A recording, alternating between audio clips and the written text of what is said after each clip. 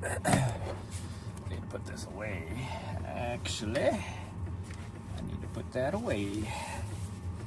Oh, that's what was in the way. What was that right there?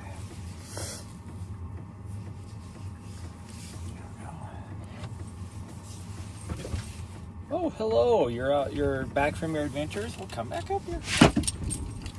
Well, see, oh, you're fucking driving me nuts, dog. Fucking idiot.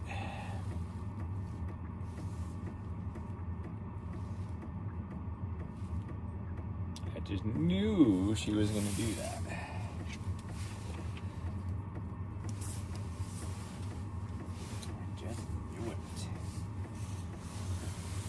Oh,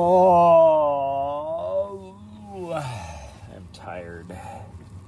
I'm so tired.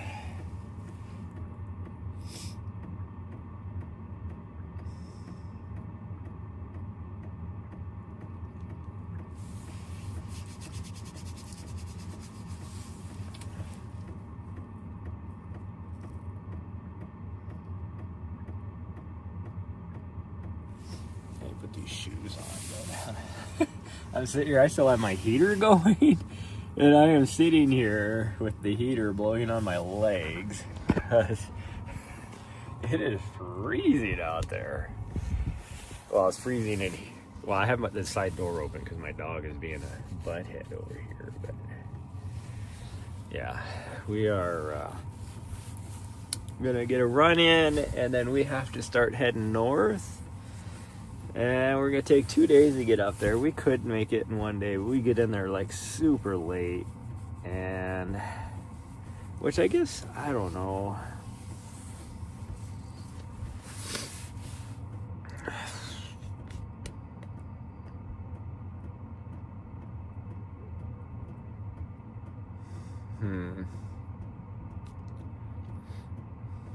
I don't know what we're going to do yet, I guess. We'll see. We might. I have the option to stay down here one more day, and I'd still be good. I don't have to drop her off until Wednesday, but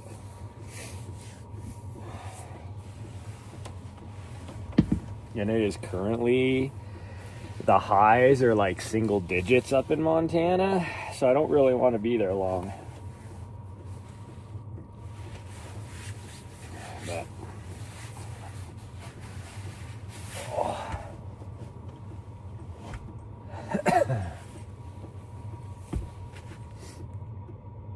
yeah, you need to get dressed though. No, don't do it. Don't do it. Hey, what are you doing? She all of a sudden had her crazy eyes on. Watched both days of the Black Canyon race. Pretty awesome race. I know, it was freaking awesome. I don't know if you saw that moment where Riley Brady passed. Hey, Nari, no. You found a dead rabbit body over there. Gosh dang it. But I was the one that captured that footage. Just so everybody knows. And now it's been made into memes and all sorts of stuff, and it's like, yep, I'm the one that got that footage. I was the guy on the camera at that time. And like, we went back and forth between me and my commentator, and I don't know if you know Brett Hornan, but he's a pretty good like videographer as well in his own right, but he's more of like a podcast kind of guy. But we kind of like, for that spot, we were like, oh, this is like the perfect spot, but is this where we want to be at? And we were sitting there thinking about it, and finally we were like, yeah, I think this is the shot. This is where we need to be. And after now, it's like, that was like the perfect spot because we caught that just awesome pass.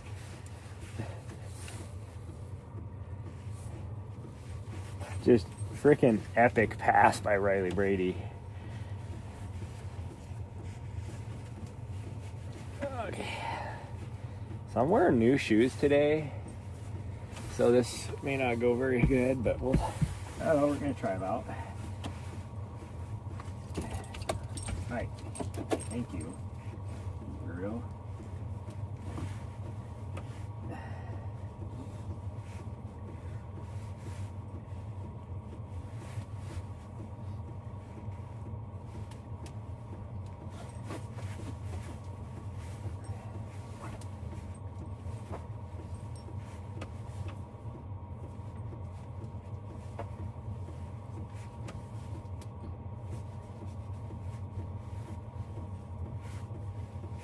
And then, yeah, it was,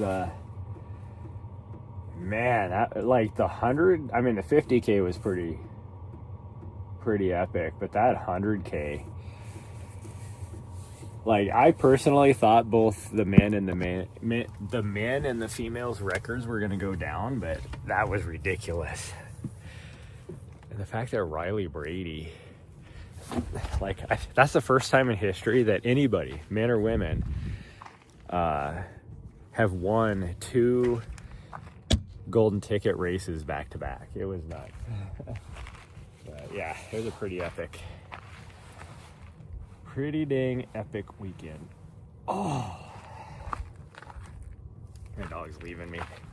So I'm actually parked down lower than we were parked way up there the last week. But because we were going to take off, which I think we still are, we're just going to get a little ways up, if anything. But I just don't know how far we're going to get today. I do have to leave today. I have to get at least past Flagstaff, so we might get up into Utah. But we have to stop in Flagstaff on the way up. Somebody needs more food. Yeah. Somebody needs more food because I need to drop off food with her when I drop her off, too. She's almost out. Here, have a collar? Yeah. I don't think I have to worry about your we're not going to put the harness on you. Yeah, we'll be fine without the harness, but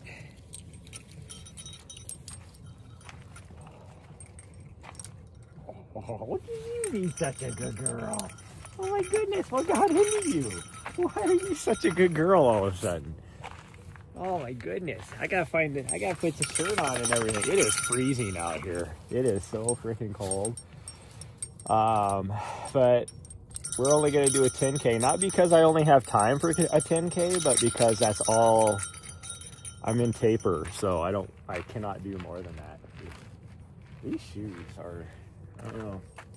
They're new shoes, so I know they're gonna probably hurt my feet until they loosen up a bit because they're so stiff.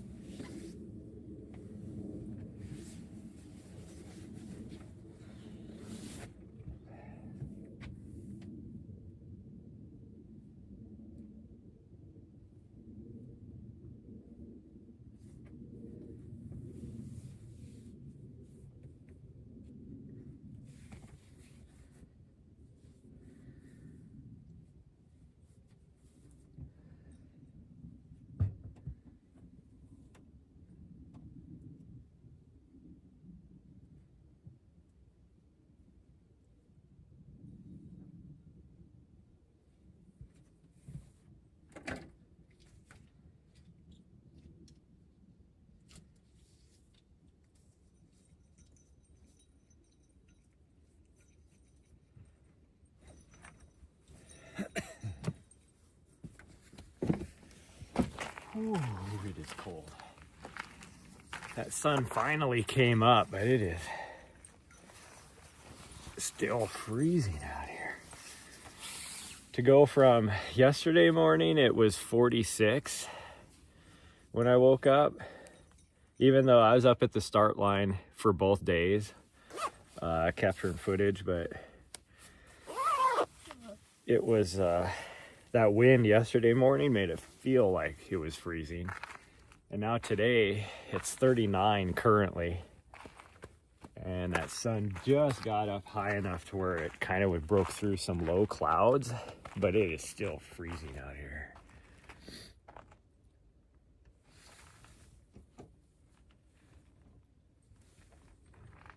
I'm going back and forth whether I want to wear a beanie or not. I think I'll be okay without a beanie. I might wear a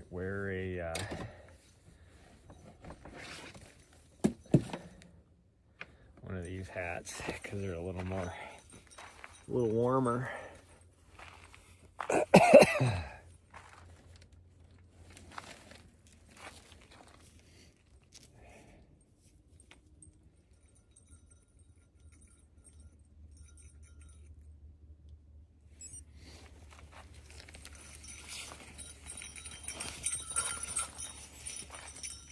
But yeah, we gotta stop in Flagstaff today, and we got to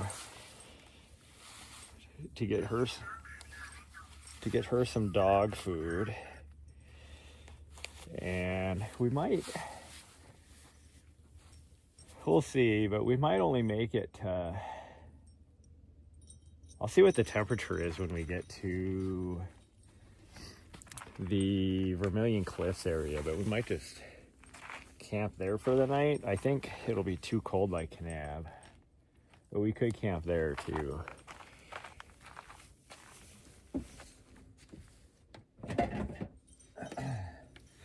But we'll see. Oh, I should grab her leash. Oh, that right there.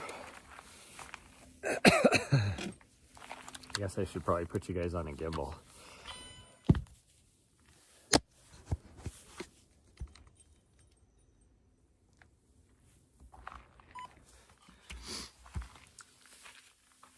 We had a lot of positive input about the quality of the races, but between me and it's all Jamil because he has the bankroll, but between like myself and Zach Marion and one of our other producers, Trevor Linton, we've been able to up the game through technology and stuff like that, and just be able to, throw together some just awesome ways of doing things. And that's the real reason why it's so good. And we had like some expert just drone pilots this time too.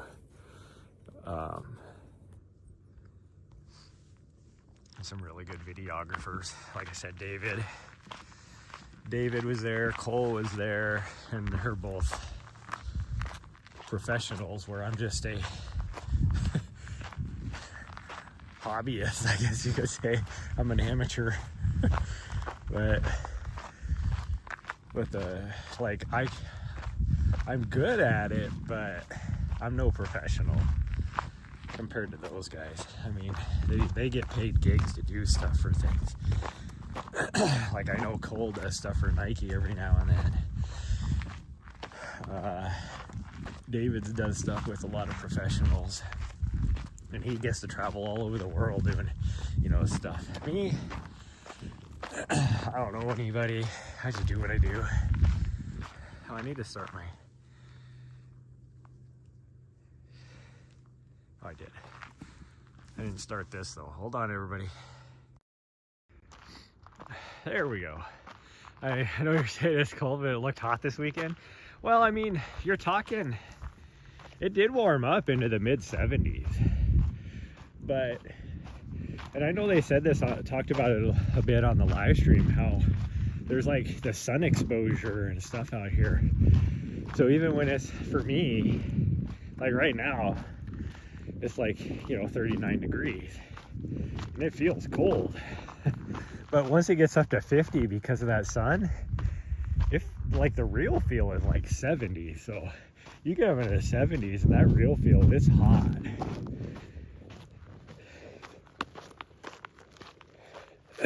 Like I was roasting a couple areas. Like I was at Table Mesa when the lead men came through there, and then I had to book it because they wanted me down at the finish line to capture that. So I had to book it to get down there, and one of the other videographers took over for me at Table Mesa because they like me being at the finish line, just because I don't know how to, like, I think it's because they just trust me getting the shots like a little bit better than some of the others, just because I know what they want, and because I've been working with the company for so long.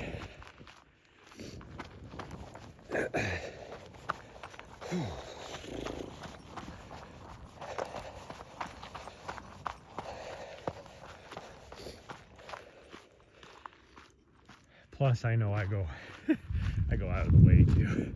Like yesterday, I didn't get done until, oh geez, it was like 5 o'clock or so, because I stayed there for like, I don't know, 3 or 4 hours helping them break down the studio and all that kind of stuff, where, you know, that's not my job to do. But I'm like, might as well help and get it done, you know, type of thing. And the other videographers were like, peace out, bitches, you know, right as soon as they were done. In fact, one of them, he didn't do anything. Like, no, Nari, we're not going that way. We're just doing our quick little 10K. I do not need vert.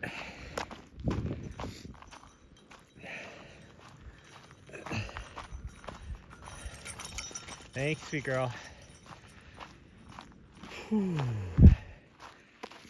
But it's like one of our videographers, he was done at freaking like what he was scheduled to do in like, I don't know, hit me in the face with dirt and rocks.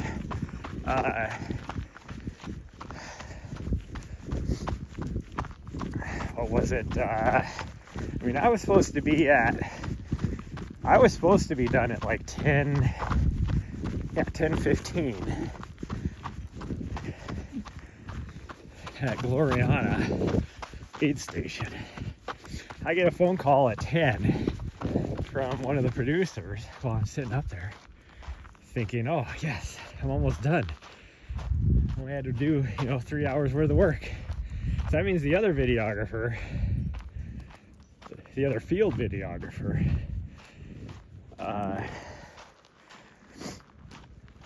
was done at probably like 9:30.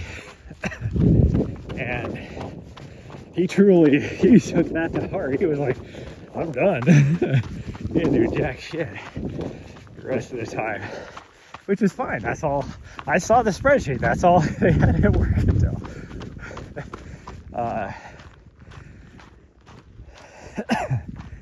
Well, I got a phone call, and like the other videographer, he was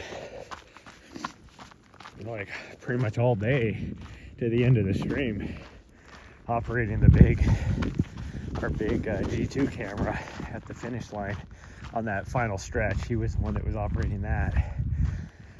But I get a phone call at like 10 from one of the producers is like, "Hey, are you at the finish line?" I'm like, "No, I'm up here at Gloriana because I was told to be, like, my spreadsheet has me being here till 10:15 and then I'm done." And he's like, "Oh, well, the director said you were supposed to be here to capture finish, like the up close finish shots." And I'm like, "Yeah, nobody told me about that, and it's not on my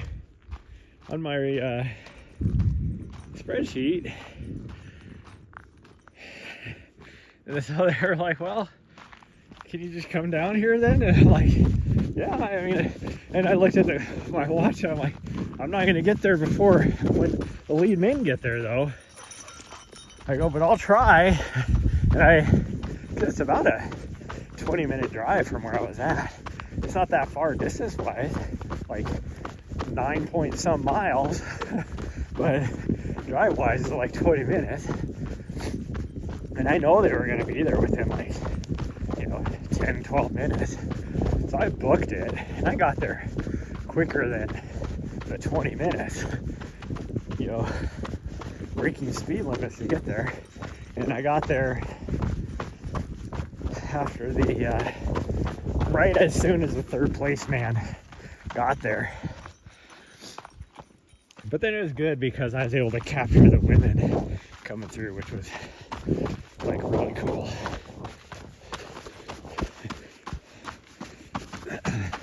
And then I stayed out there at the finish line trying to get the good, intimate shots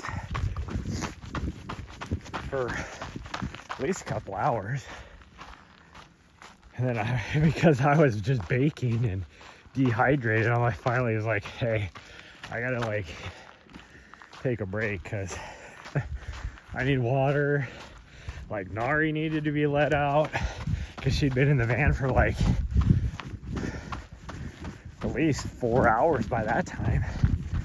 And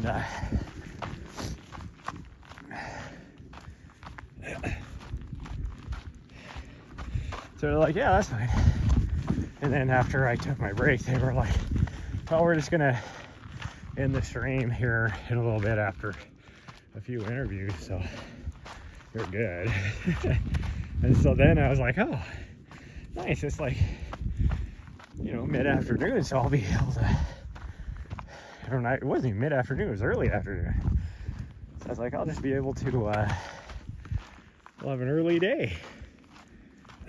Me and her can go for a run, all that kind of stuff. And then, like, everybody left. All the other people left, and I was like the producers, because they had 3 producers, and they left. Well, no, one of them stayed. Well, I guess 2 of them stayed. One of them, even though he's one of the producers, he's also one of the full-time people there, so he's there no matter what.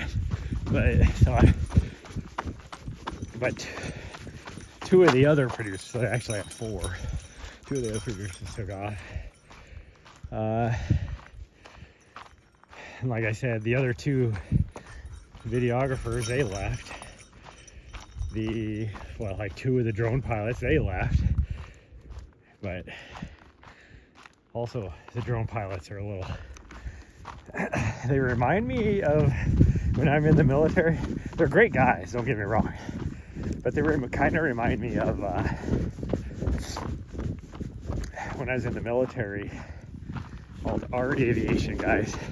We used to call them zipper-suited princesses. Our drone pilots are very the same. They're like, "I will do the minimum of what you contracted me for and no more." Now that isn't a reflection of the quality of what they did, like, excellent. But like, it's like, you contracted me to do drone pilot till this time, I'm done, and that's all you get from me. But so and it's just my nature. I'll help out wherever is needed, if I didn't stay there, then they would have been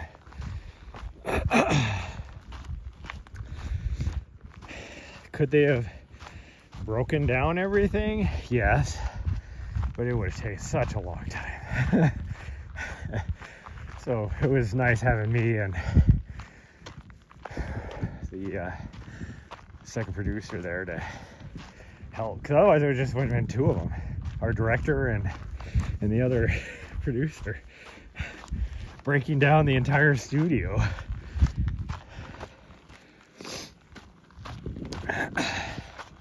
And it's like, that's not cool.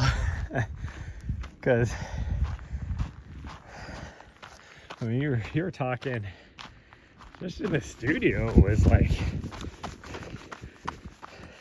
I mean, all the computer network, all that kind of stuff, but I mean, they had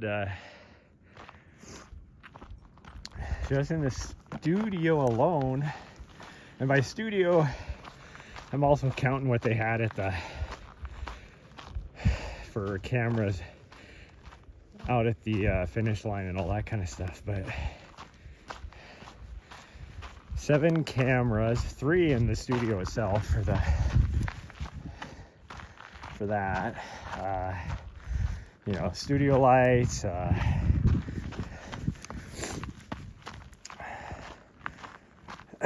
cables galore. I mean, that's what took the most time, was just coiling cables afterwards, because, you know, all the mics and sound and audio and all that. The SDI cables that were ran for the drone pilot, and then all the wireless stuff to connect to all the cameras scattered about. And I mean, it was like, you're talking a lot of stuff. And then also you had to pack up all the stuff that we used out in the field. You're talking 4 field kits of just for videographers, and the field kits are, you know, your camera and all this stuff to go with it, a huge ass DJI battery, for most of them Starlink, even though 2 of us had our own Starlink, so it didn't matter. But what else? I mean, it was like, you're talking like a bunch of gear, and then all the drone pilots that we had out, so you're talking like 7 drone kits, which are, you know, like, and the drone kits have 2 big DJI batteries, because you usually have one just to charge drone batteries, and then the rest to operate all your equipment like the Starlink and all that kind of stuff. So they had a big ass Starlink case and all that too. It's like, so you're talking a lot of stuff for 2 people to handle. Would have been like nuts. And then, as well as the big tent and the stage that was in the studio and the furniture and all that, it's like everything had to be loaded up and broken down. And because unlike a lot of stuff, when you do that, you have a dedicated, you know, like roadie crew. Nope. This organization, we have like 1 person as a crew person, you know, like a roadie type of person for the live stream broadcast team. And everybody else that helps out is the director and the producer. It's like, it's a small team. But it was really cool. They had so the Quebec race that's on the World Trail Majors circuit, one of the requirements if you're going to be a World Trail Majors race is you have to broadcast it. So they were over here shadowing us to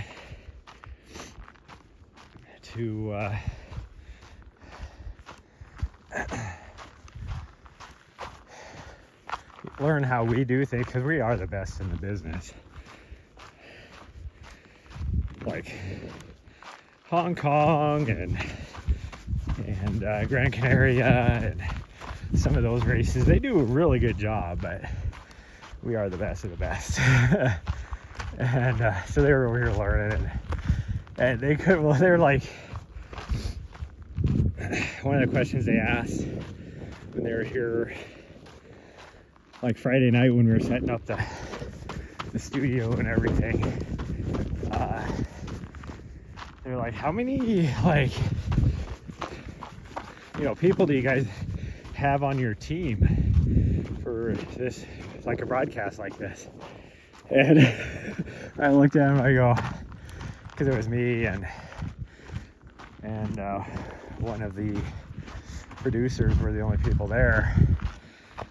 And I was like, I looked at him, I go, well, are you talking like with our volunteer, like run cam and bike cam people, or just our actual core team? And they're like, the core team.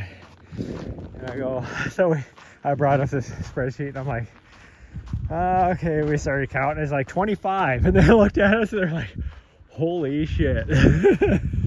Like, oh, it's like gorgeous this morning. It's chilly, but it's starting to warm up now that sun is getting a little bit higher. Aren't you a girl?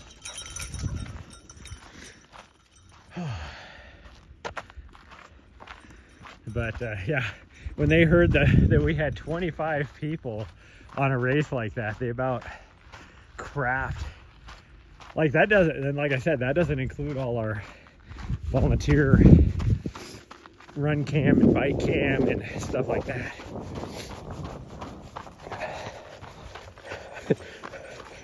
Because I think like they were thinking maybe like, you know, 5 or 6 or something like that.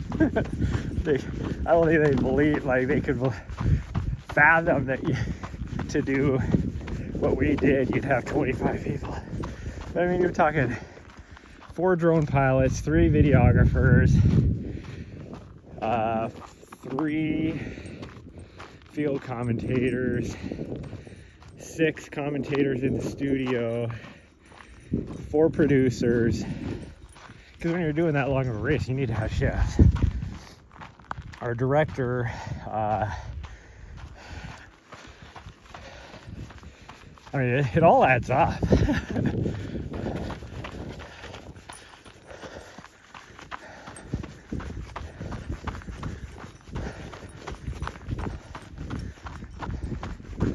I cannot think, knowing how fast. So those top 3 men that came through here, you know, that were all below the course record, they would have gone through this section around a 6-minute mile pace, if not a little under that. And to me, I'm like, I can't imagine dancing around a lot of these rocks and having to, I mean, and this is climbing too, and they were running a 6-minute mile pace. That's freaking nuts. And actually, probably in this section, it's probably closer to like a 540, 550. That's just crazy. Whew. These shoes actually feel pretty good. They just need to get it broken in a little bit.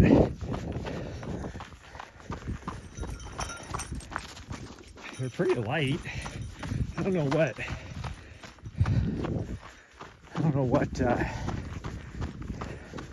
model they are.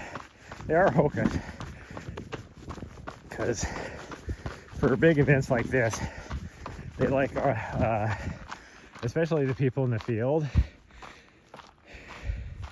you know, because we're doing stuff on camera and all that, they like us to be decked out in Hoka stuff. So the same like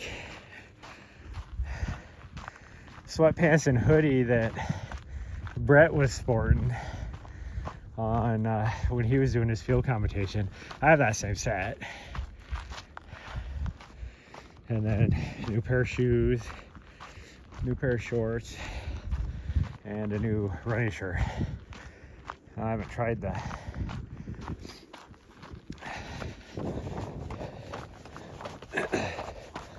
other stuff on yet, but the shorts and the shirts. The shirt, I already have one of those, and they are so nice. I'm actually thinking about wearing it for my race this next weekend. But whew, man.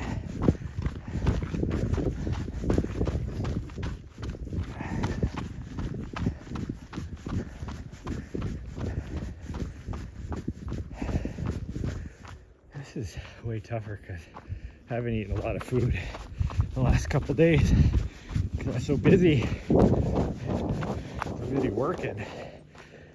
Oh man.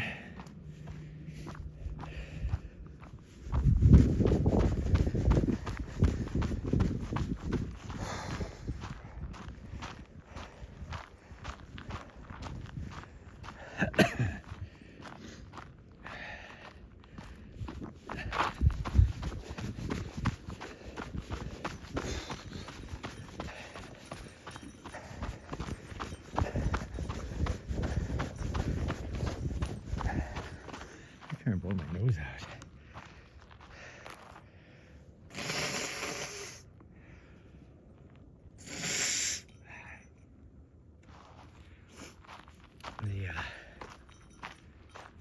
My sinuses and everything got so freaking just dusty and everything over the last 2 days because it's so hot and dry out here. And then when you have, you know, that many people running by you on the trail, it just kicks up dust. Not to mention the fact that all the traffic that was on that road down there just throwing up dust everywhere. That my sinuses all morning, so goopy. I mean, now that we're running, my nose always runs, but it's like trying to get rid of all that dust and dirt on my nose too. So sorry about how gross that sounded, but it is what it is.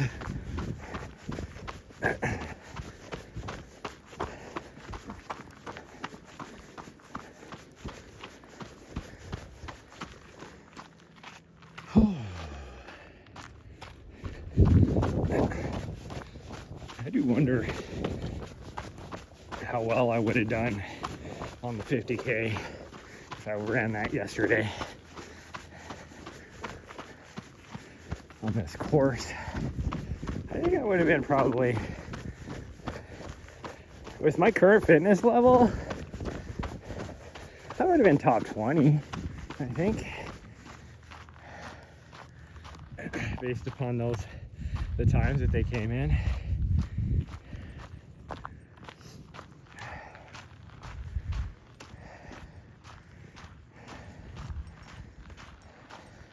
But who knows? I mean, I don't know. I wasn't out there, so I don't know about running, how it would have been. I might have been top 40 for all I know. Somebody was out here wearing like minimalist, like the toe shoes almost. Definitely. Like more of that toe shoe type of in the race yesterday. Like the barefoot shoes, I guess you could say. So it looks like, I don't know why you would ever want to run on this like that. My feet would be killing me as rocky, especially later on, as rocky as it gets.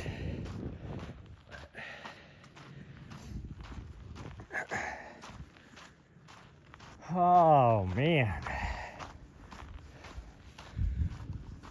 I'm not running for a few days too. I'm tired and haven't eaten a lot of food, and haven't ran for, since Friday morning. Like, this run feels, it doesn't feel hard, it's just,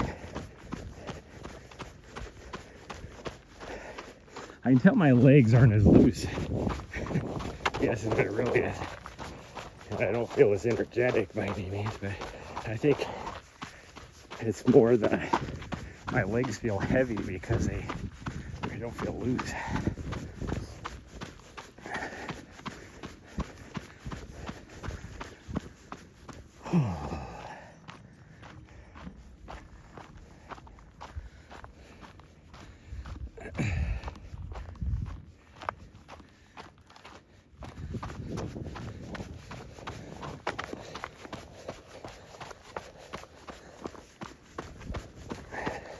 So many people took some serious headers out here tripping on these rocks. like so many, even the elites, it's like just bloodied. It was crazy. I don't know if you thought, like, maybe Tara Dower, who took second, but she's famous for falling all the time.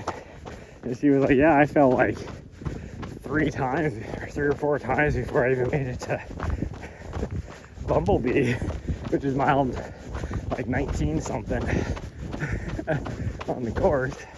Bumblebee's just right over there. And it's like, she was so bloodied. And then yesterday, some girl went by. It was, I don't know what she finished. She was probably like 15th overall for the women, but when she went by Gloriana, you could tell she took a header. She hit her head and she was all bloodied, and the aid station people, because where I had my camera set up, I was further down the trail a little bit, and they were yelling at me, and I'm like, what? Like, where do you go? And they're like, hey, make sure she's okay. Make sure she's okay. And I'm like, well, she ran through you guys at the aid station, so if she wasn't okay, she would have said something. But they were worried because they could see the cut on her head and everything. But, I talked to her, she seemed lucid, so I was like, she's okay.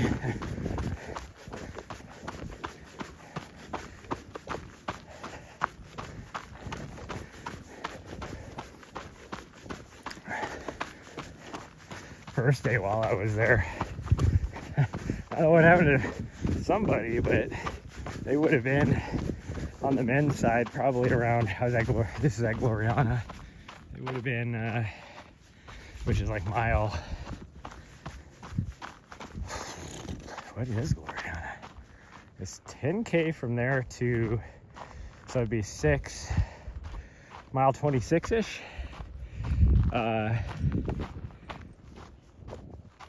Or no, it's not 10K.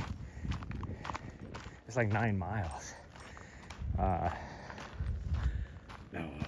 so 23-ish?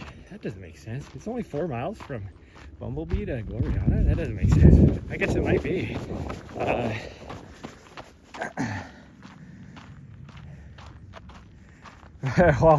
Before we left there, saw the on-site medic guy over there looking at somebody, and all of a sudden you hear one of their medic vehicles coming in full siren and going over to the guy. I don't know what was wrong with him or what happened or anything, but it was obvious his race was done.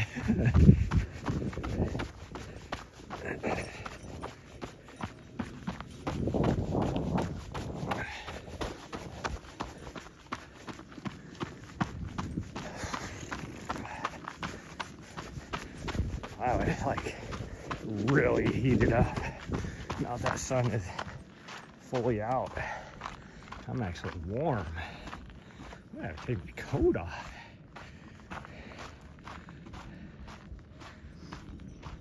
Thank God. freaking hot out here. And when we turn around, I'll take my coat off. It does look like it's still supposed to be like really cold race day for me, like highs in the 50s. So that'll be good for me, but that's better for me than a 70 plus degree day.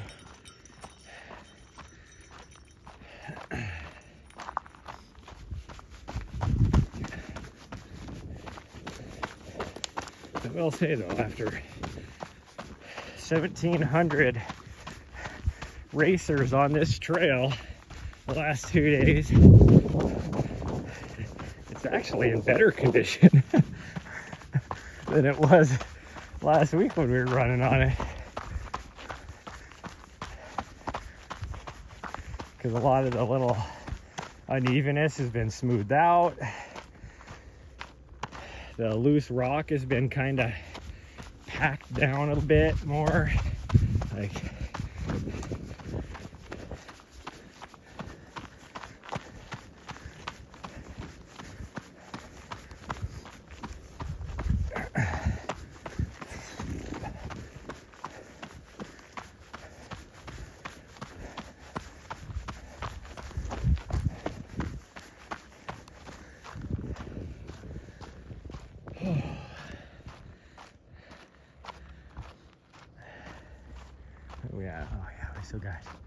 we still got a bit to go.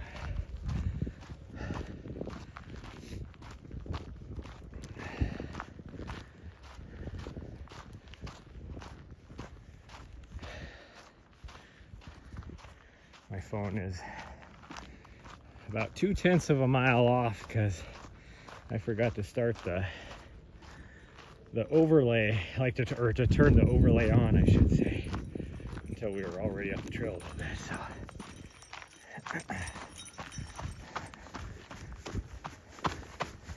Oh, well, I thought I could run again because my dog showed up, but now she's ready to go again. Maybe, and she'll catch up. She knows where I'm going.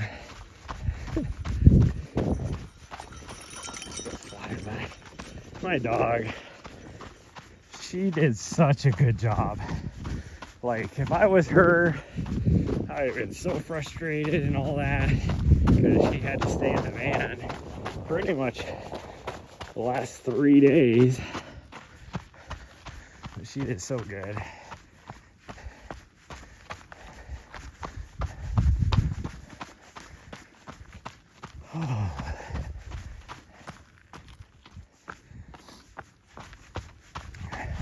She got to see her friend Rosie yesterday. Oh, she was so excited.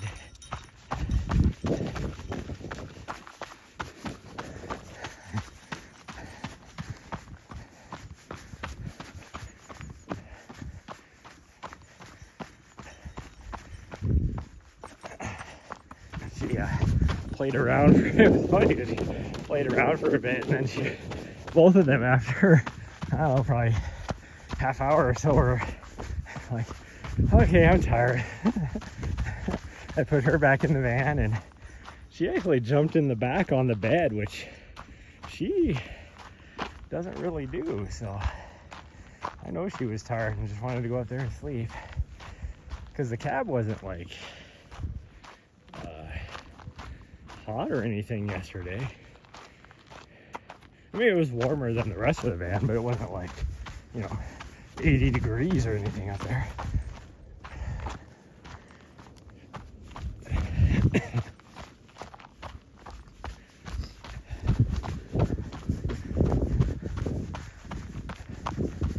Which is good. I'm glad she's doing that.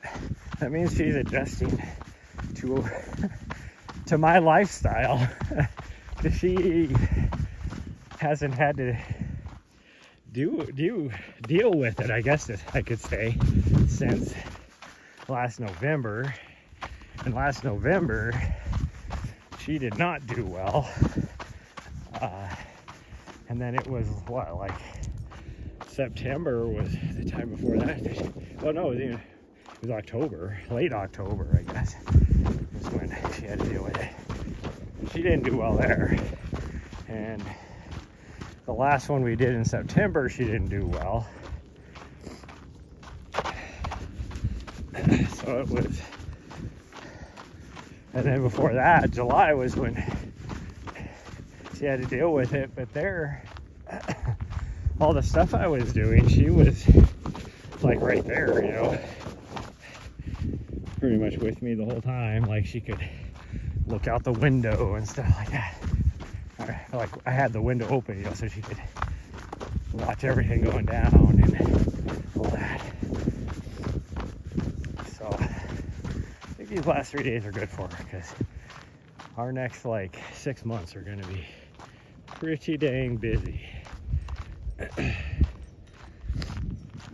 And I did tell the director that it's like,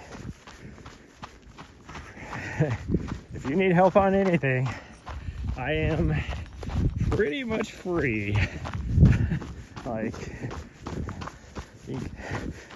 you can assume that I can do it, but just check in with me to make sure. But like, you know, it's like I told, you know, March and April, I'm already down here, and then, you know, I can cruise over for Lake Sonoma, and I can.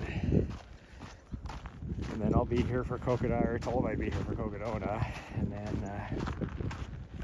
which I will be excited actually to work Cocodona, because that's going to be a big paycheck for me.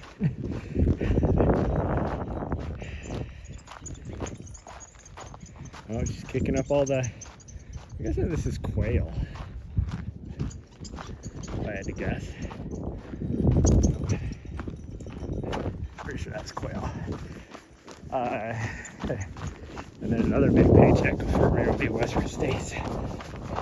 Those are my two big paychecks. So.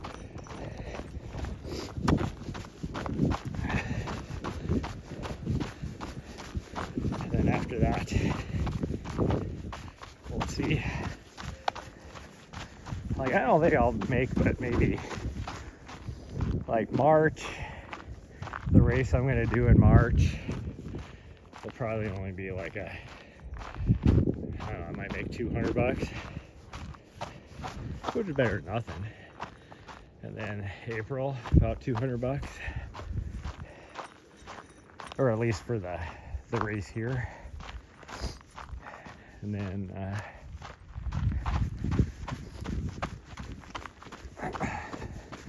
after that, like the later race in April will probably be $300 or $400 is all, I would guess.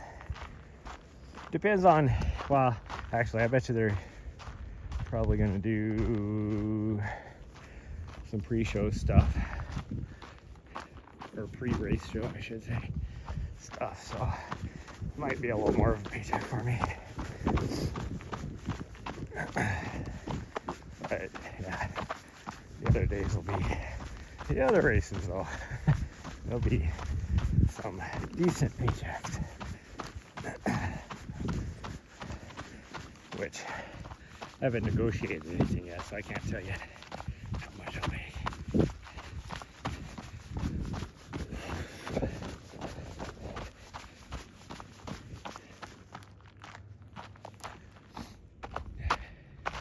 Where'd my doggo go? I thought she was off to the left, but I hear her off to the right. Oh, there she is. She's all the way down the trail. That day, she's like just booking it. I don't think she knows though that we're gonna have a lot of driving today. We're gonna have at least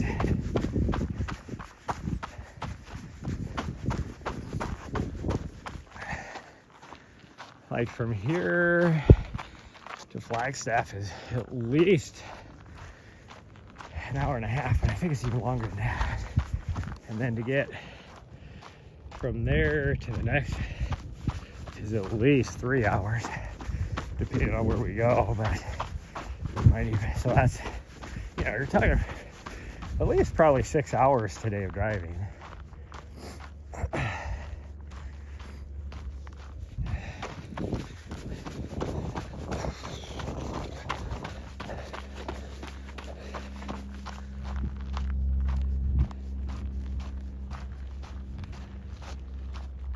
Oh man. Well, there's our 3-mile mark, but we'll go to the road. So it'll be more closer to a 7. It'll be short of 7 miles, but so it's a long 10K, which is okay because I'm not going to be able to get any mile like a run in tomorrow.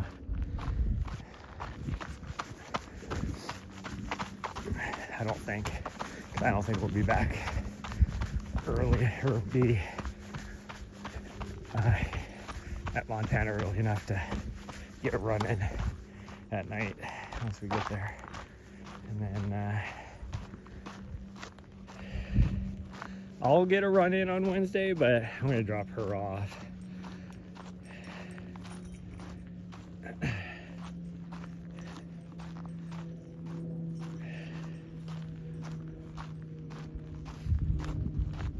I mean, I could probably take her for a run in the morning, but it's supposed to be super cold, so I don't think I'll be able to. And that's why I said I'll be able to get a run because I'll just go run on the treadmill for a bit, if anything, you know, for 3 or 4 miles.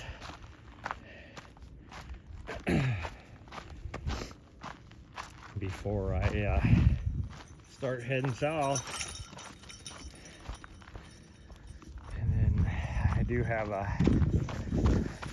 I did end up getting a hotel room for Thursday night. I was actually able to find a cheaper room a little bit further away, but the race start I think is 8 o'clock, so it's not even that, it's not like super early, so you know, a 30-minute drive is nothing for me. I mean, I want to get there early enough that I can get a decent spot since I'll be crewing myself. But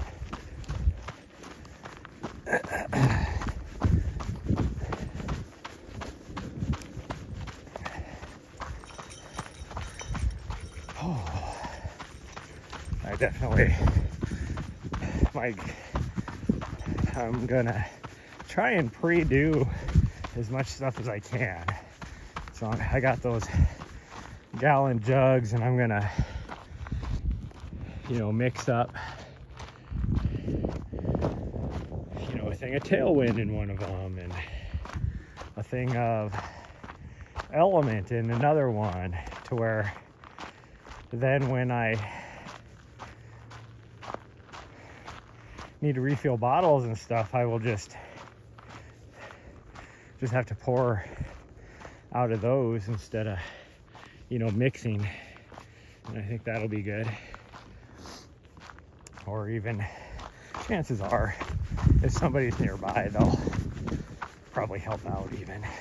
That's one thing that they do. And you know, one really nice thing about how things work in ultra running is if you're crewing yourself and there's like a crew nearby, you know, from another racer, they always step in to help out if you want it.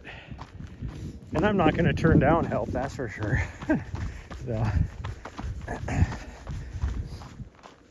So we'll see how we do.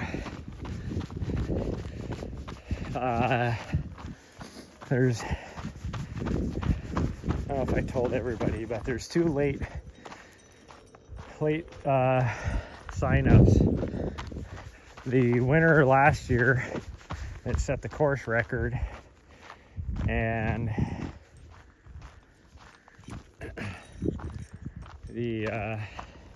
another person, they're both going for the American record this year. So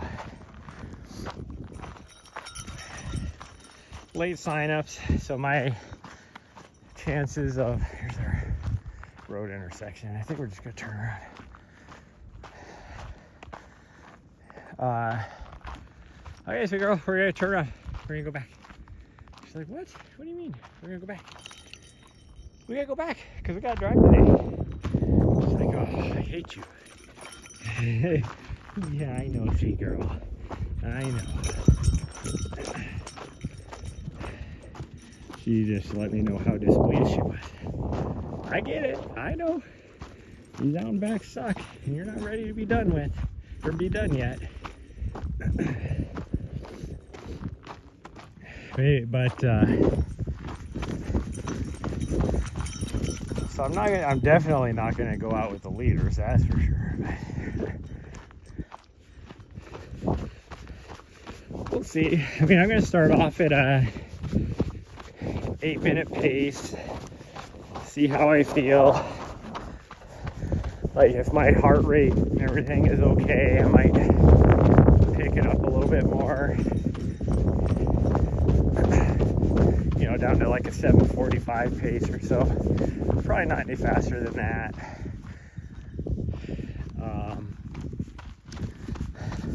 These people that are going for the record, they'll be dropping 6s, if not a little bit faster than that. So,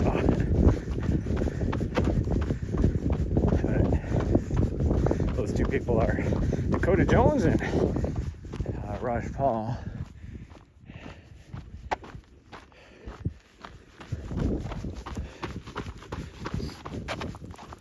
But we'll see. Like last year, although I think she's a little bit quicker now than she was last year, but Sierra DeGroff was right about the pace I wanted to be at. She eventually started to speed up after the first probably 10K. So I had to let her go last year because I was like, there's no way I'm gonna keep up with her. But so I ended up just slowing down a little bit because I had been speeding up, staying with her, and then as she was speeding up, and then I was like, nope, that's too fast for me. So I slowed down for a little bit and ran with Jake Jackson, who the weekend before had done this race, but the double, so the 100K and at that time the 60K. So he did 100 miles, you know, the weekend before. So he was a little bit slower than his normal, but that was my pace that I wanted. So I just ran with him for, oh geez, it was at least probably 10 or 12 miles until I started having cramping issues. And I had to slow down. Well, at one point I actually got ahead of him. I don't know if he stopped to use the bathroom or what, but I put some distance on him. So took him a couple laps after I started having cramping issues for him to catch up to me. But once he did, that's when my cramping got even worse, and it was like, no, I can't. And that's when I finally had to call it. He got probably a mile ahead of me by that point, and I had to call it at mile, it was 40 something, 44 maybe.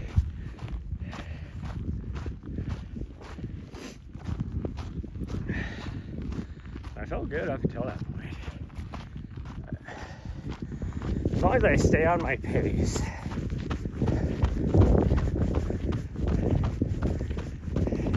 my heart rate get above, you know, like a 145, and I can stay on top of my fueling and hydration, I should be good.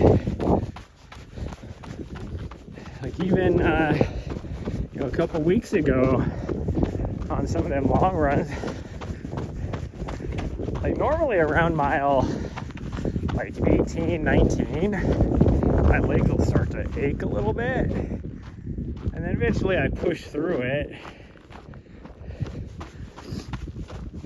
But like our runs, well, our long runs we've done, even the back-to-back that I did 3 weeks ago, I never really had that ache. So hopefully that'll be good. We'll see.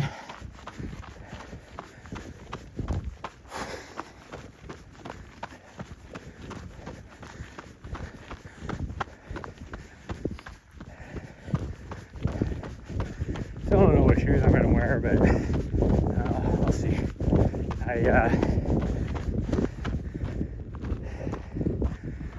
I'll definitely have to listen to my body and if I start even feeling the slightest little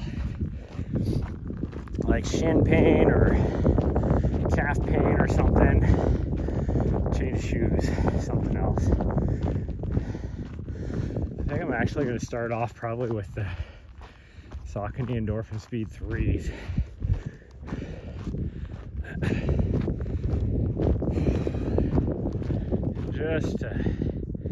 Just to make sure. Because those, if they feel good, those would be a good shoe, I think. I don't have the money to buy all these other shoes. People will be wearing these super shoes. I can't afford $300. Where these sponsored athletes, you know, they get their shoes for free. So I have to use whatever I got. And what I got is only like 3 different pair. And I think if I start in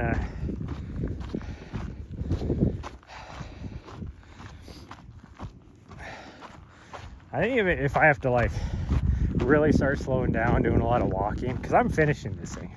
I don't care what my time is, I'm finishing it. But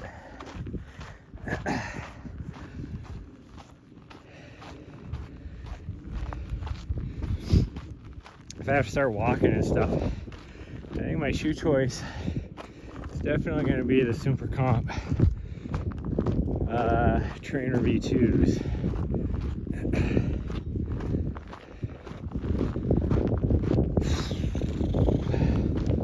But I don't think that's my shoe choice to start off with, because they just feel, they make me run different. They are super light, but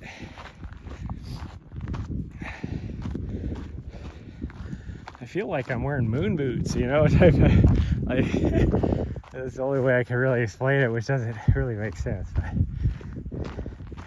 they got a much higher stack height than I used to, and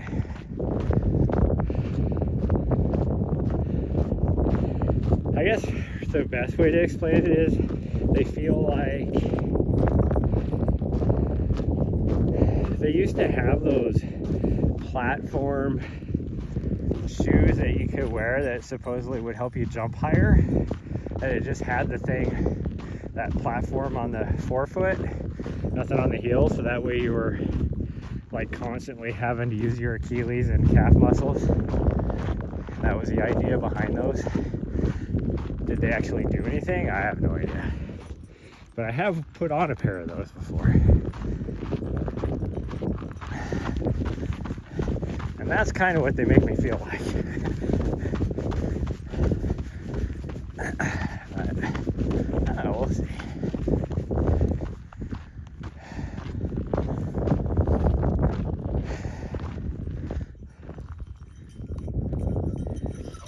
I really wish I had a pair of the Mount Coast R1s. That is what I wish I had. I would wear those right out of the box, I think.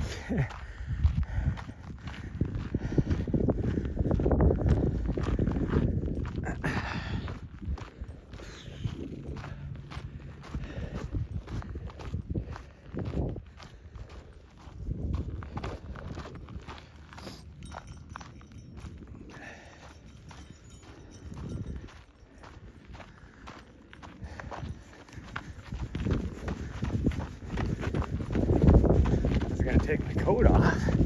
It's starting to get really warm, but now that we're going this direction, there's enough of a breeze that I think if I took my coat off, it'd be freezing.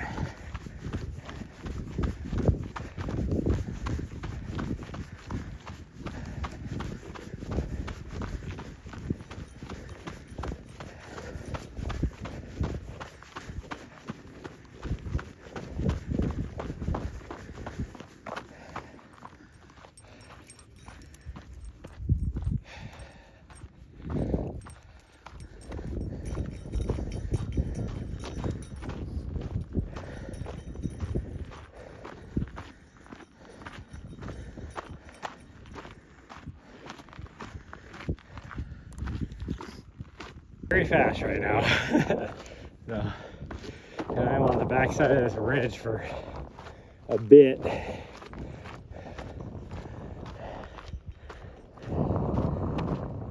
Oh man, I am just,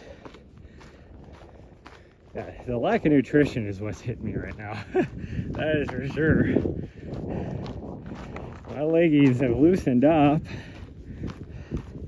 So they actually feel really good. I can tell the lack of nutrition has got me. Which, in a way, it kind of sucks because I'm probably not going to eat a lot the next 4 days either, because I don't eat a lot while I'm traveling.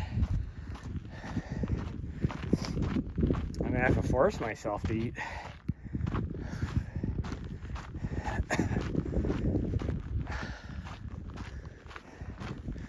I got enough nutrition now for my race. I think I'm good. I would like to get some more Tailwind recovery drink, because even though it is a recovery drink, man, after that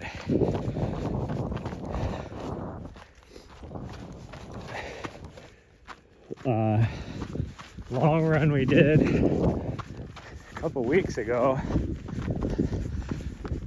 I drank that, and within like an hour I was feeling great. So I'm thinking my stomach handled it well. So I'm thinking I might do one of those mid-race, or maybe 2 times mid-race, or a couple times, who knows. But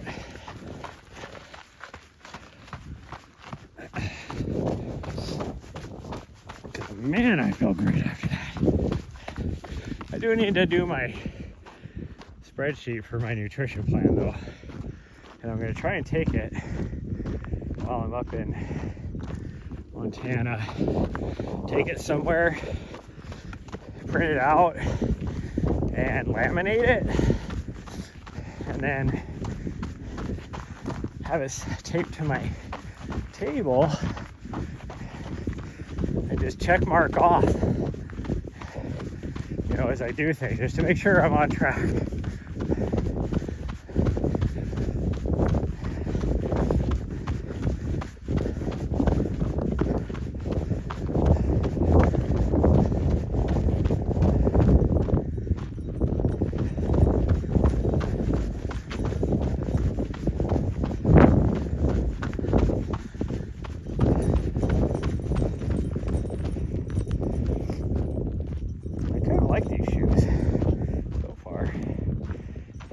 They're called though, maybe like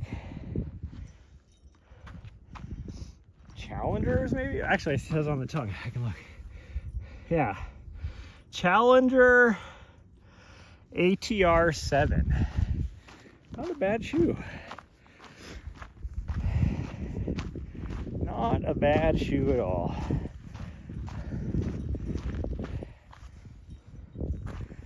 Huh.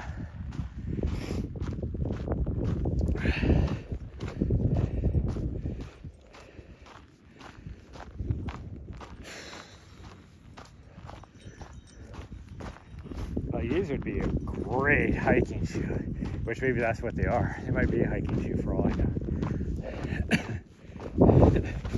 But right now they're doing pretty good as runners here too. They're super light.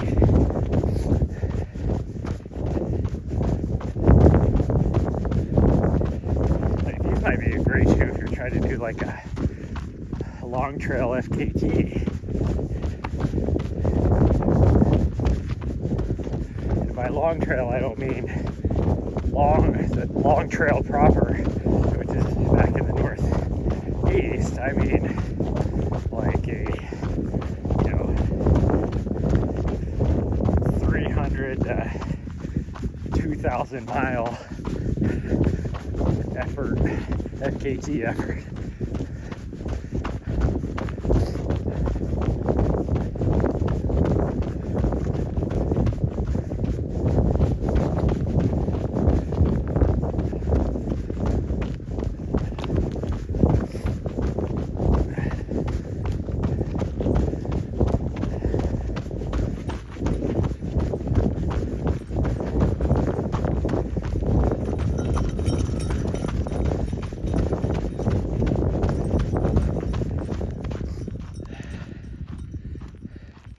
What's the name of the recovery drink?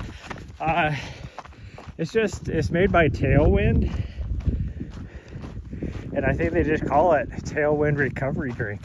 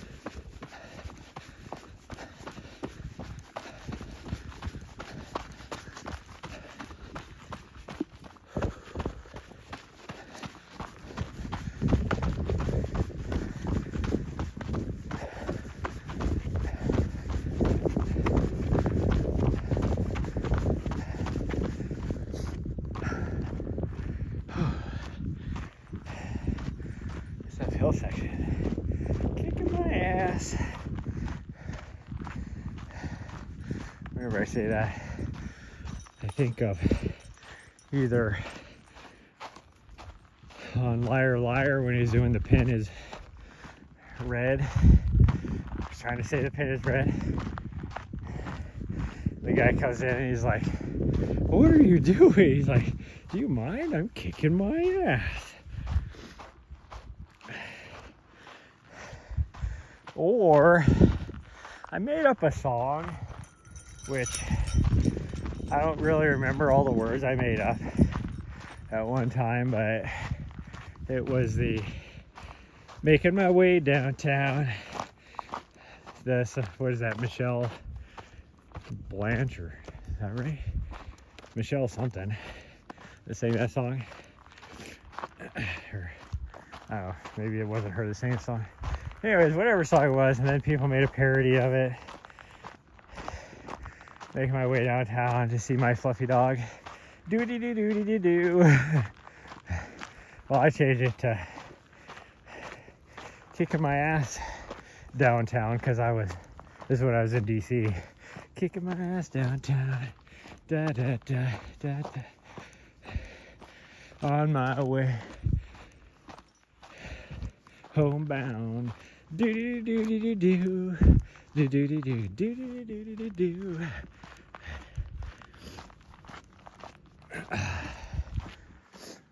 Oh man, I'm starting to sweat now. I lost that breeze. It's at my back. Waiting for my doggy. She's gonna be in front of me anyways. There you go. And running that last stretch of uphill, I'm sweating.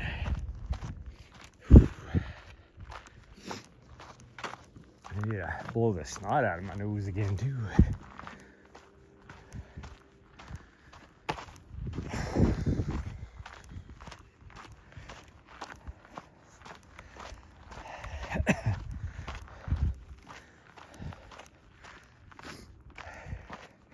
Anyways, I guess all of a sudden I was just thinking about the 50K yesterday, because I mentioned like, you know, how if I wasn't racing, I would have raced it. If I wasn't racing this next weekend, I would have raced it. Because they're like, this year there was like a media division, and I'm like, I wonder like how well I would have done. Now I think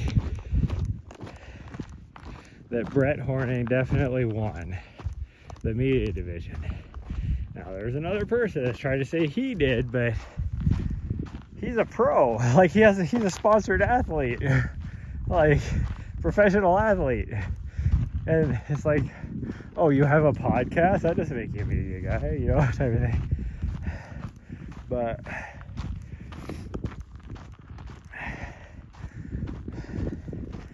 I do wonder how well I would have done. I don't think I could have beat Brett. He did pretty good. But I think I probably would have taken second. Now Bryce, he was Gloriana, which is, like I said, 9 point some miles to the finish line. So some of it in that 9 whatever miles happened, and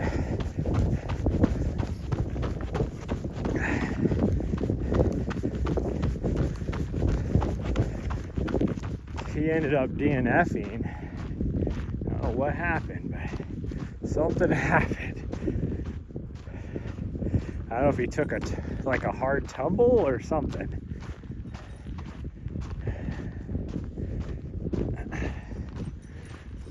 And then it was hard to see, but Chris Warden ended up DNFing at Bumblebee, which is unfortunate because he only had like 12 miles left from there, but he was having stomach issues and stuff, and it's like, so he felt like a complete failure because he's training for Western States. He's like, if I can't even handle this, how am I going to do the Western States justice? And it's like, dude, like, sometimes you just have an off day. Like, you can't help if your stomach decides it doesn't like something. Like, what are you being so hard on yourself for? Like, and you still got a lot of time to train for Western States. Like, he did well at across the years.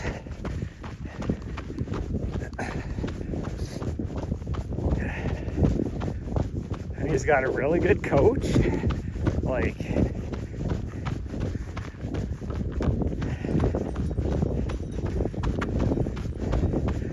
just needs to keep doing what he's doing, and he's going to be good. If anything, like, you just dropped out at Bumblebee, that's a, you know, essentially a 20-mile long run. Like, that would be what you would be doing in a training block anyways.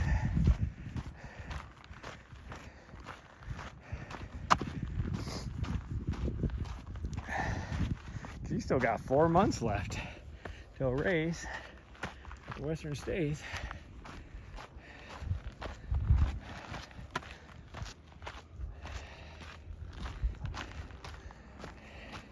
It is crazy though when you look at these, because I'm always like, gosh dang, these freaking genetics and stuff with these pro runners and elite runners and stuff. And, you know, and they have higher VO2 max than I could ever dream of just because of genetics. But man, now their running economy, if you look at like how massive their muscles are on their legs, but not in like a bodybuilder like or power lifter type of way, just in,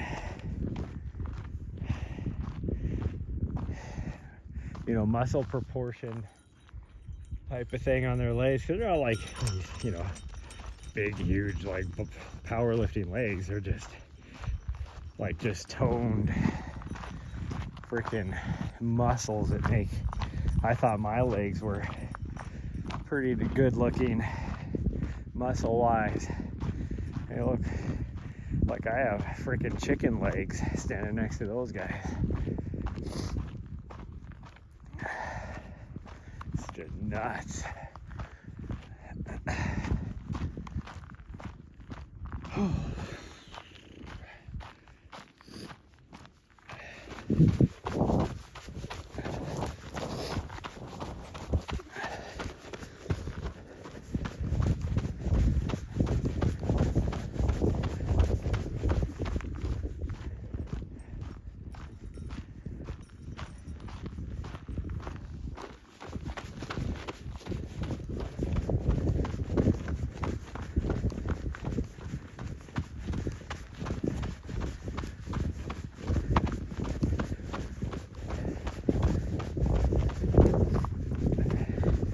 That was funny too, that everybody, not that this isn't what I thought was funny, but everybody thought that Eli Hemming was going to win because he has just been having crazy performances this last year. And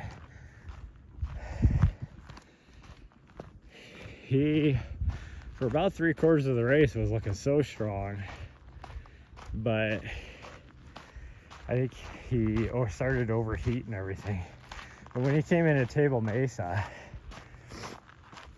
because I remember who it was, somebody DNF'd, so his pacer was available as well, and you know, they're all friends, and so when he got to Table Mesa, they made him decide which pacer was going to take him the rest of the way in. So you got your choice. You got two people here. Who do you want to take you in?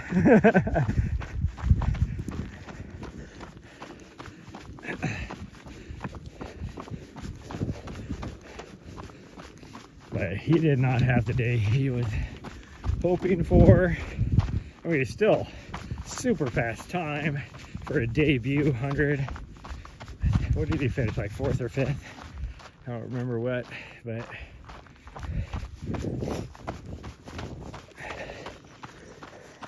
my boy Joe McConaughey, I've known him for a few years, and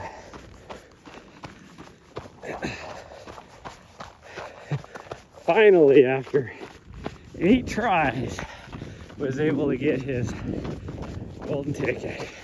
It's so cool. It was so cool to watch him. And I tell people I like to take credit for it, because when he came through Gloriana,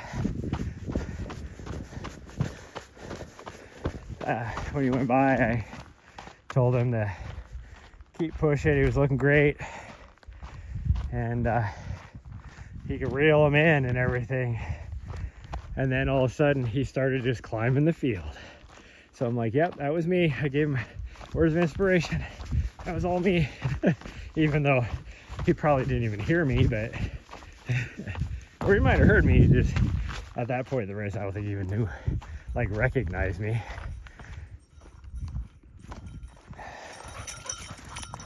Because you're just, at that point, you're just in that zone and everything. So We had a good talk afterwards though, like pre-interview at the end there. Me and him had a good talk. He was asking me what my stuff was coming up and how things were going. Asked me how my race went last fall. I was like, yeah, I wasn't able to do it because I had an injury. Just popped back up again, and he was like, oh man. And then now that he's not in Western States, I was like talking to him, and I was like, because he was gonna do Cocodona this year, and told him how, you know, I ended up not doing Cocodona this year, so I signed up for the Mammoth 200, and he was like, huh, I might have to think about that one. He's like, I was kind of thinking about doing, you know, JMT, but that doesn't really make sense, you know.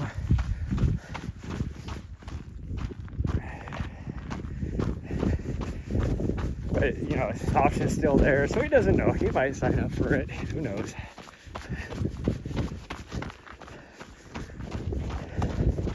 He might do the GMT.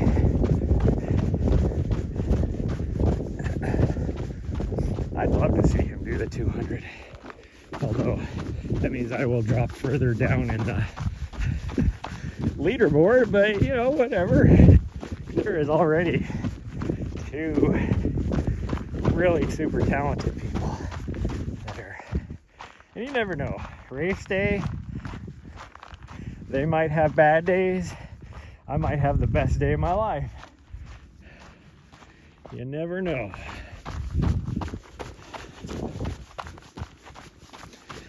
I just know I need to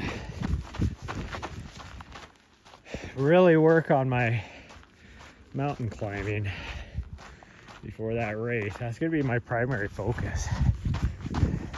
That is my weakest part of my running. It's my most enjoyable, but it's my weakest part. So I really need to work on that. Like, I can go, like, you know, I can climb for 7,000 feet at a steady pace. It's just super slow. So that's what I'm gonna have to work on, is being able to push a little bit harder, go a little faster.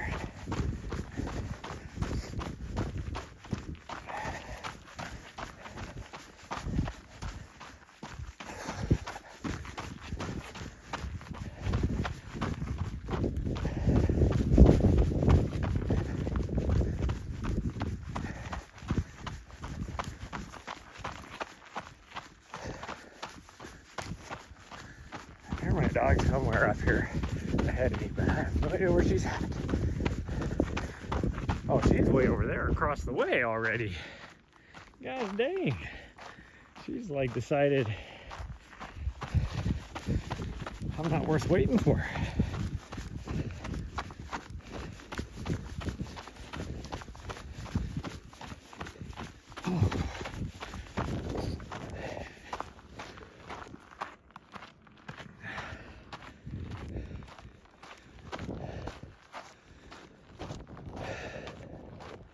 There is a lot of traffic on this road this morning. It's been crazy, like since like 6 o'clock this morning. It's been pretty much non-stop.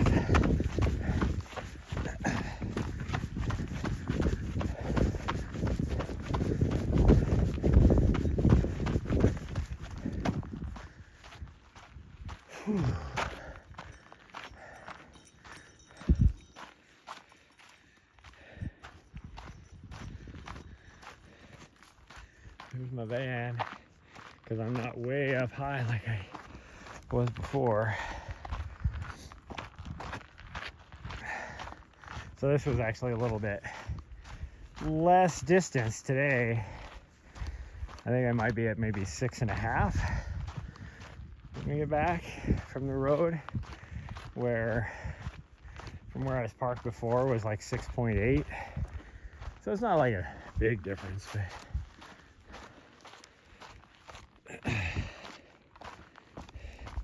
My van took a beating driving up and down this road all day the last 2 days.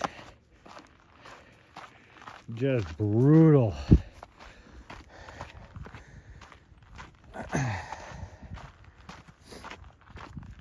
I had things rattling apart that I've never had an issue with before. It was just ridiculous. But it's okay.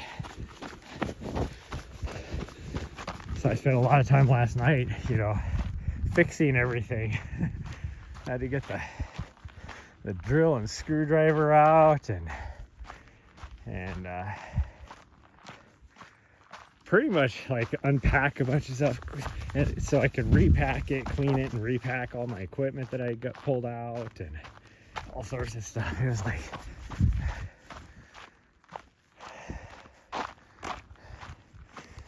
I did learn there's a couple items I need to buy.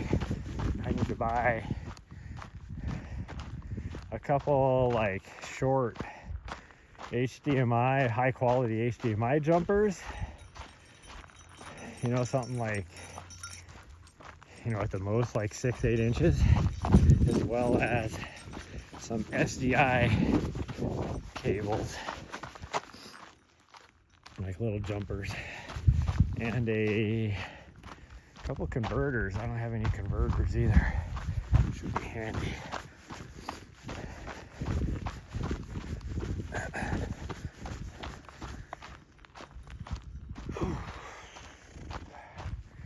Definitely, I should actually see if I can buy those today,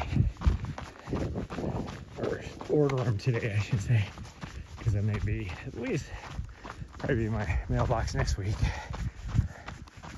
Shouldn't take that long. I need to get my invoice submitted today too.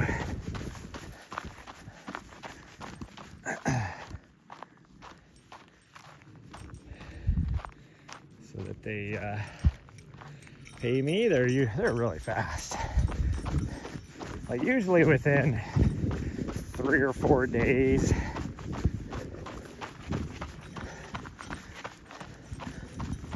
Hits my bank account. Cause it's just wire transfer. We set it up so when I submit my invoice, they can just electronically pay me through an EFT transaction. So send them my itemized invoice, and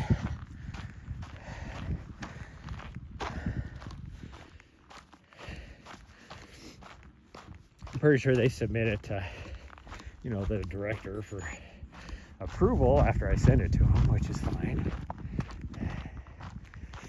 And then I get my payment, which is nice. On the like when I have travel involved, I try and keep enough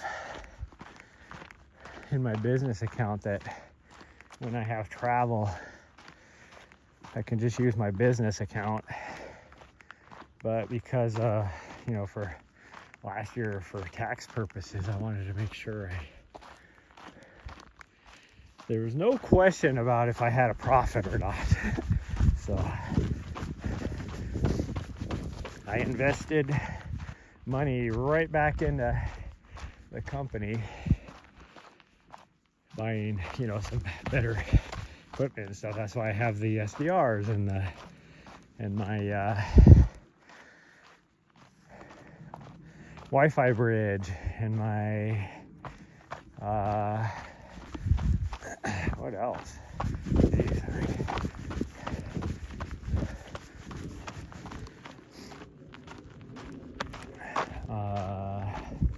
what else did I get? Something else. Oh, my Starlink Mini, and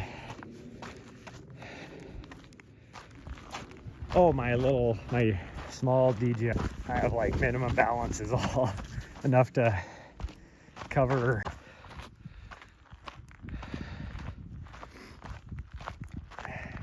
that is what we call active recovery. I quite often will do cross training when I have access to do cross training on a so-called rest day. That's what my recovery days are. They're rest days, but it's an active rest. It is like super low impact.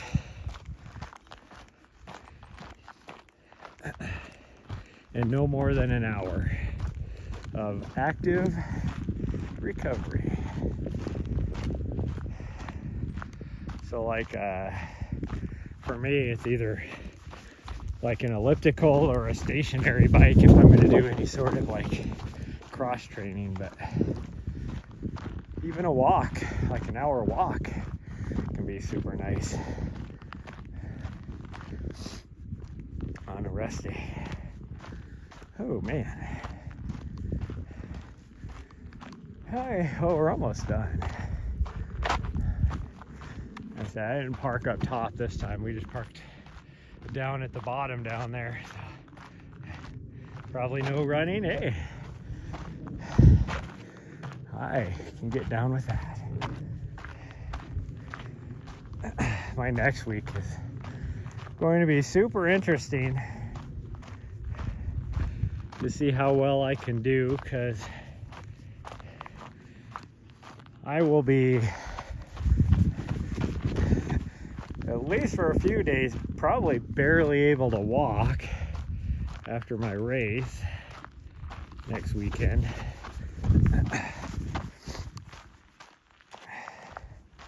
And I got to try and get my legs at least loosened up enough and recovered enough, because I'm going to do a half marathon the weekend after with my doggo.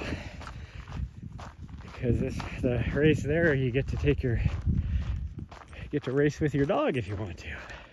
Like, they have a separate category for the dog. So hopefully,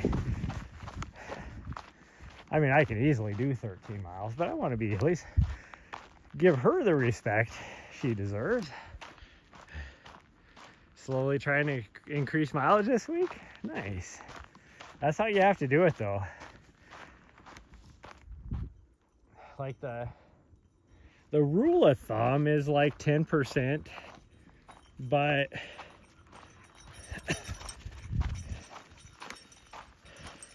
it's like I tell people, it's just a rule of thumb. It's nothing concrete. And the reason why I say that is, like, okay, say somebody has ran 3 miles last week, you know, a 10% increase would be like a third of a mile. So does that really make sense for 10%, where you actually could do 4 miles instead? And then on the other spectrum, it's like if you're doing a 100-mile week, 10% would be 10 miles. Is that necessarily like smart? Not necessarily. So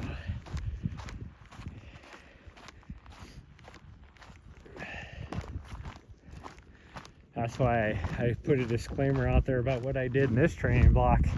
Definitely don't do. It's my first week of this very abbreviated training block. I went from, what, 35 miles? Like before I started, to the very next week doing like 90.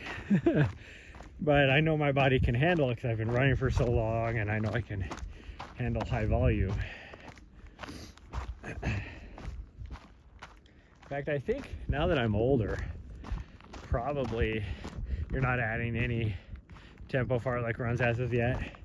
Well, you need to build up, and this is just my coaching philosophy. You need to build up your aerobic base before you start adding a lot of more intense stuff to it, because you need that foundation first of the house before you put the walls up. walls are that, you know, your fartleks and intervals and stuff like that. Those are the walls.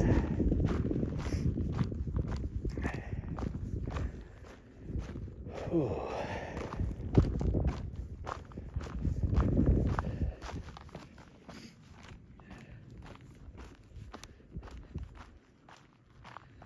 Oh man.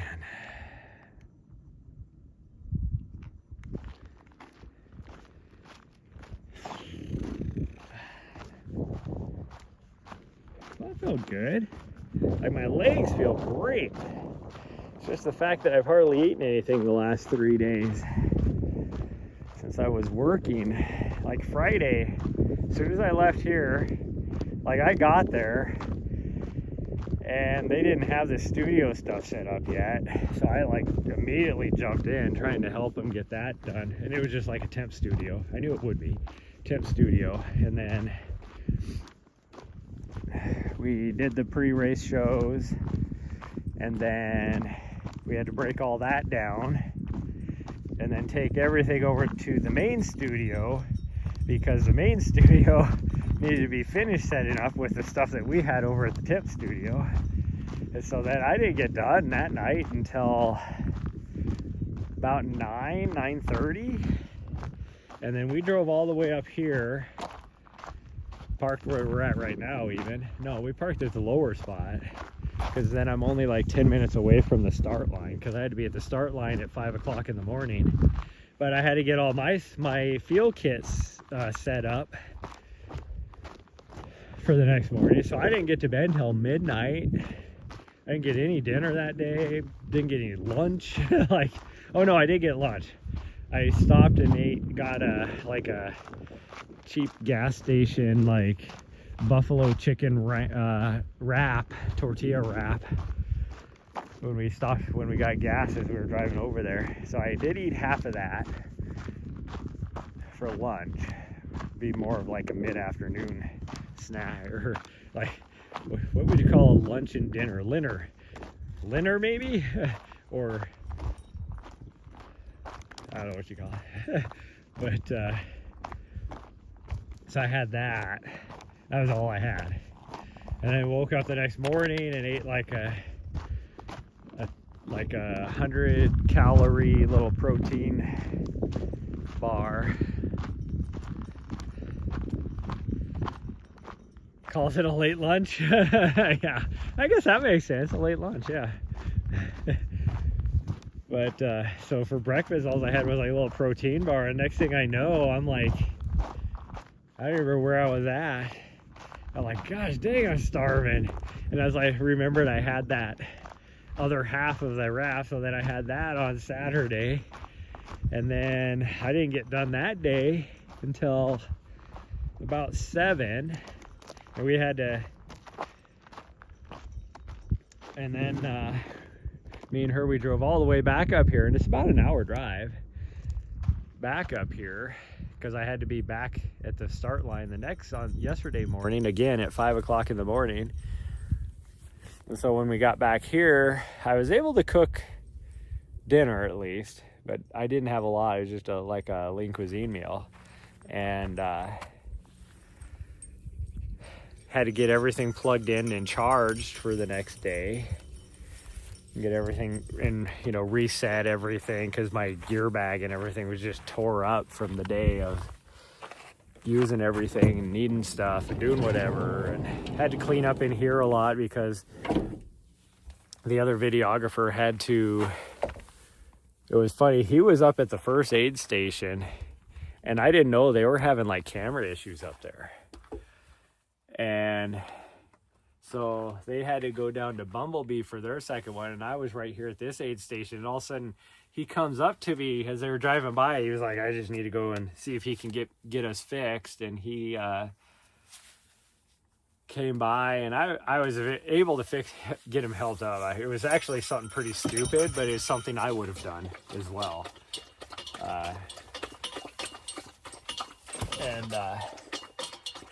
So afterwards, he's like, well, I feel completely humbled and stupid. And I'm like, dude, The only reason why I'm so good at troubleshooting this stuff is because I've gone through it, so don't feel bad.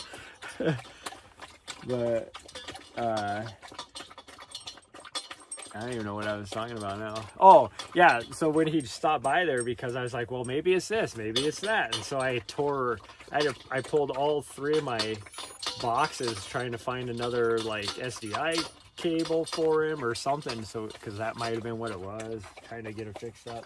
So I just had a mess in my van, so I had to get that cleaned up that night as well. So by the time I got to bed Saturday night, it was still like 11 o'clock or something, and then I had to wake up like 4 hours later so I could be ready at the start line. And we did get back here, what, about 6 o'clock last night, probably? So we were able to eat some dinner last night, but I'm definitely, like, all I had last night was some mac and cheese. That's all I had, so not like very nourishing. But yeah, I do definitely feel like I've lost a few pounds, so that's good. Going into my race this next weekend, I can definitely be a few pounds lighter. That'll help me out. Oof, but okay, well, that is going to be it. You're still going to be growling, yeah. It typically is. I did have like a protein, like another one of those 100-calorie protein bars around lunchtime yesterday. So at least I had that. But that's going to be it for today. I'm going to get cleaned up a little bit because I haven't been able to like take any sort of bath or, wipe myself down, all the dust off yet. And then we are going to be traveling up north because I got to drop her off Wednesday morning up in Montana. And then turn around and start driving down to Vegas for my race. Get down to Vegas on Thursday to get my race packet and all that kind of stuff. And then get everything set up for my race on Friday morning. But yeah, thanks everybody for stopping by. And I will see you guys. And they are televising my race on Friday. So if you guys are interested, go to the Mountain Outpost channel and they will be televising the race. And you guys can keep up on how I'm doing. Hopefully I will have a good race. But even if I don't have a good race, I am finishing the damn thing this year. So, but yeah. Bye everyone. Love y'all. And I will see you guys maybe tomorrow night if we get in early enough to where I can get a run. But then if I can't, then it might not be until next week, like a week later. So we'll see. But bye everyone. Love y'all.